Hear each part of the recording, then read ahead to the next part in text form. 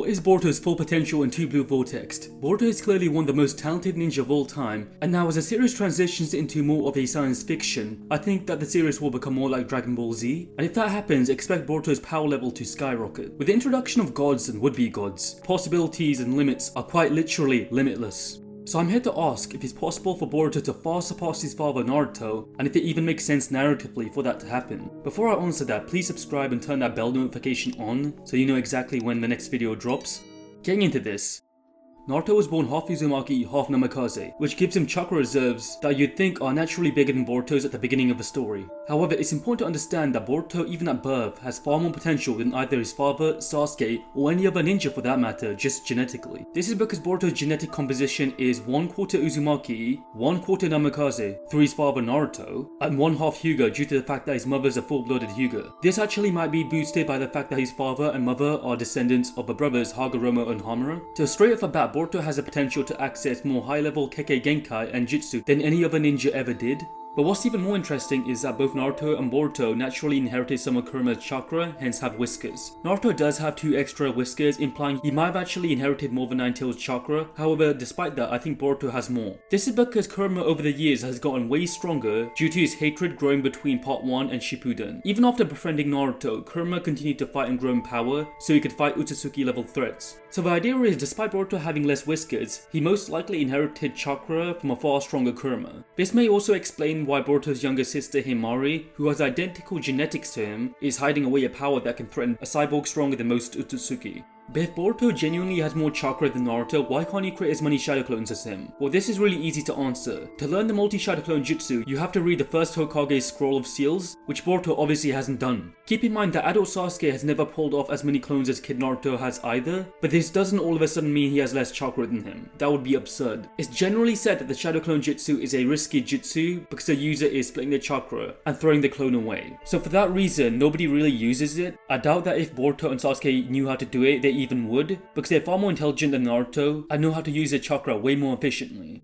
So with that said, Boruto is far more talented and was born with far more potential than base form Naruto, as reflected by his usage of multiple natures and even nature transformation, which Naruto didn't figure out until Shippuden. But during the progression of Naruto's story, it's revealed that he had certain advantages biologically because of his destiny. One being the fact that he's Ashura's reincarnation, so he's destined to become powerful enough to ultimately fight Indra's reincarnation. While Boruto isn't technically the reincarnation of a legendary ninja, he is still destined to be great, according to Taneri, who calls him the Star of Hope. Boruto is born with a special anime exclusive dojutsu called the Jogan, which is said by the anime is to be from the Otsutsuki clan, more specifically their dimension. What that exactly means remains a mystery, but it's made clear that this eye is recognizable among the Otsutsuki clan, who do find the dojutsu troublesome. The eye has already helped Boruto fight characters that adult Naruto actually competes with, back and forth. So without a doubt, the Jogan gives Boruto a far greater potential than just being the reincarnation of Ashura. And if you think about it, that doesn't even necessarily give him much power or potential, as it's implied that there's been many reincarnations of Ashura and Indra who have amounted to nothing. Remember when Hagoromo showed him like multiple cycles? How many of those ninja do you think we know?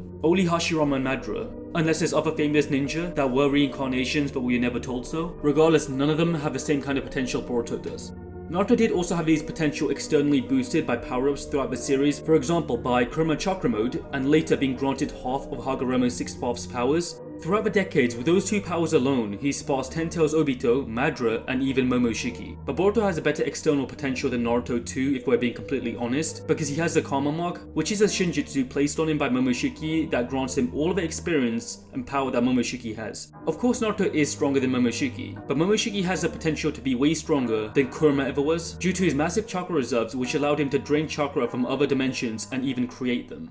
In 2 Blue Vortex, after the time skip, just in his base form alone, Boruto is already implied to be stronger than a Karma Mark Code without his limiters, who is thought to be stronger than Jigen. Remember the same guy who absolutely demolished Naruto and Sasuke combined? Yeah, that guy. So having his power combined with Momoshiki's power through the Karma means as a teenager he's already much stronger than adult Naruto or Sasuke ever were, at least excluding Baryon Mode. Because having all of his power doesn't mean Boruto could deal with Baryon Mode, which is implied to be the apex transformation of the series. Baryon Mode exponentially increases Naruto's power in a similar process to nuclear fusion, which could be an amp of tens of thousands of times. So I believe it's unlikely that Boruto, even with the Karma Mark, has surpassed Baryon Mode Naruto or Ishiki yet. Since Sasuke's departure from the series, being captured by a claw grind, Boruto is thought to have been training with Kashin Koji, who is a known user of the Sage Mode. Boruto's technique, Rasengan Uziko, which uses the planet's natural rotation, is most likely a Sage Jutsu. It definitely sounds like one and works like one. So it's probably the case that Boruto either has Sage Mode already or will learn how to use it to become a perfect Sage like his father before him. Sage Mode is a transformation that drastically increases Taijutsu, Ninjutsu, and Genjutsu of the user by over 10 times. While he may not be stronger than his father, even with all of that, he will inevitably surpass him at the rate he's growing at. Now we can move on to the very exciting part of the video. How strong can Boruto hypothetically get by the end of 2 Blue Vortex? The author of Naruto, Kishimoto, completed the Naruto manga back in November of 2014 with chapter 700, which showed us that Naruto became Hokage and had children of his own. Kishimoto confirmed that the Naruto manga would become a serialization, and he wrote the basic plot for the continuation of Naruto, which will cover the story of Naruto's son, Boruto. But Kishimoto didn't want to continue the manga himself, so he demoted himself to supervisor and left the job to his 2 trusty colleagues Kodachi and Ikimoto in May of 2016. In the meanwhile, Kishimoto began working on his new independent manga called Samurai 8, which he released in May of 2019, 3 years later. The story is about a sick boy called Hachimaru who dreams of becoming a space samurai, and his adventures begin when he meets a space samurai called Darama. The story shares many similarities with Naruto and Boruto, but mainly focuses on Buddhist and science fiction elements. Despite Kishimoto's attempts of making a unique story, Samurai 8 ended up coming off as a generic shonen battle manga. While it had an interesting plot and power system with potential, it lacked a strong identity. Unfortunately, the series proved to be unsuccessful and was axed by Shonen Jump, so Kishimoto was forced to rush and drop the final volume in March of 2020 and rejoined the Boruto team shortly after. The final volume, in my opinion, was still a very interesting read. The main character Hachimaru in the end came across a god that could grant any wish, fusing with Fudomiya. Fudomiya is a warrior god who came from another universe that created the Samurai 8 universe through his own existence. Fudomiya explains to Hachimaru that he created a being called Kala and took him on as a student. However, Kala could never understand wabi-sabi, the idea that you can find beauty in imperfection. As Kala tried to destroy the universe and remake it in his own vision, Fudomiya entrusted the job of stopping him to the samurai. Fudomiya is said to transcend time and space, but is still unable to interact with them due to being a higher dimensional being. In the end, Hachimaru fused with Fudomiya, and by extension the universe, to become a new Fudomiya. If you couldn't tell already, Fudomiya is the inspiration for the Otsutsuki god Shibai in Boruto, who is a being that exists on a higher mathematical plane of existence to the Boruto cast, but is in ways able to shape and manipulate it. But even more interestingly, Fudomiya is inspired by the Buddhist god called Akala, who is described as a messenger of the Buddha, whereas Shibai is more so inspired by the Buddha himself, who has reached the state of enlightenment and exists in nirvana, so could in a way be stronger than the entirety of Samurai 8. It's very possible that Boruto, like Hachimaru, in the end will come across an Otsutsuki god and fuse with it to become a god himself. Boruto's narrative is associated with having everything and losing it. This whole event of Boruto losing his life will allow him to realize that he's capable of letting everything go and achieve enlightenment. So if and when this happens, it will propel him into a new dimension of power,